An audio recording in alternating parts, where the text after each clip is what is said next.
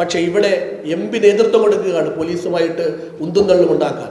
ആ ഉന്തിലും തള്ളിലും DYSP പോലുള്ള ഉയർന്ന പോലീസ് ഉദ്യോഗസ്ഥരോട് അപമര്യാദയായിട്ട് പെരുമാറുകയാണ്. അതിൻ്റെ ഭാഗമായിട്ട് അവിടെ ഉണ്ടായ സംഘർഷത്തിൽ അദ്ദേഹത്തിന് പരിക്ക് പറ്റുന്നു. അത് പിന്നീട് വലിയ രൂപത്തിൽ ഒരു MP-ക്ക് പരിക്ക് പറ്റിയെന്ന MP-യെ ആക്രമിച്ചു എന്ന കള്ളക്കഥയായി നാട്ടിലാകെ പ്രചരിപ്പിക്കുകയാണ്. നമ്മുടെ ജില്ലയുടെ ചരിത്രത്തിൽ ഇതുപോലെ രാഷ്ട്രീയ നാടകങ്ങൾ കണ്ടിട്ടുള്ള ശീലം നമുക്കില്ല. നേർക്കുനേരെയുള്ള രാഷ്ട്രീയ പ്രവർത്തനത്തിൻ്റെ വേദിയാണ് കോഴിക്കോട്. അതാണ് കോഴിക്കോടിൻ്റെ ശീലം.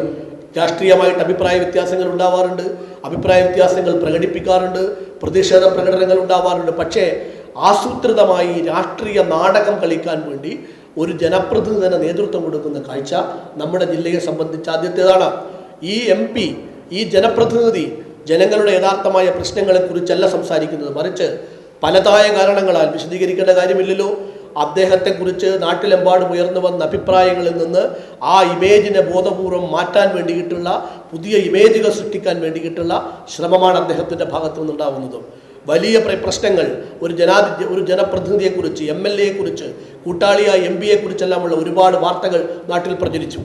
ആ പ്രചരണങ്ങളിൽ നിന്നൊക്കെ ഒളിച്ചോടാൻ വേണ്ടിയിട്ടുള്ള, ഞങ്ങളെ പോലീസ് ആക്രമിക്കുന്നു എന്ന കള്ളക്കഥ ഉണ്ടാക്കാൻ വേണ്ടിയിട്ടുള്ള ബോധപൂർവമായ ശ്രമം, ഇതൊന്നും കോഴിക്കോടും വടകരയും പേരാമ്പ്രയും ഒന്നും അംഗീകരിക്കാൻ പോകുന്നില്ല. ജനങ്ങൾക്ക് ഈ കാര്യങ്ങളെക്കുറിച്ചെല്ലാം നല്ല ബോധ്യമുണ്ട്. പുതിയ കാലത്തെല്ലാം ജനങ്ങൾ നന്നായി മനസ്സിലാക്കുന്നുണ്ട്, അറിയുന്നുണ്ട്.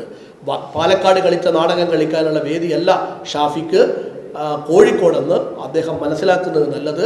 ആ രാഷ്ട്രീയമല്ല, ആ നാടക രാഷ്ട്രീയത്തെ ജനങ്ങൾ തീർച്ചയായിട്ടും തള്ളിക്കളയും എന്നുള്ളതാണ് സൂചിപ്പിക്കാനുള്ളത്.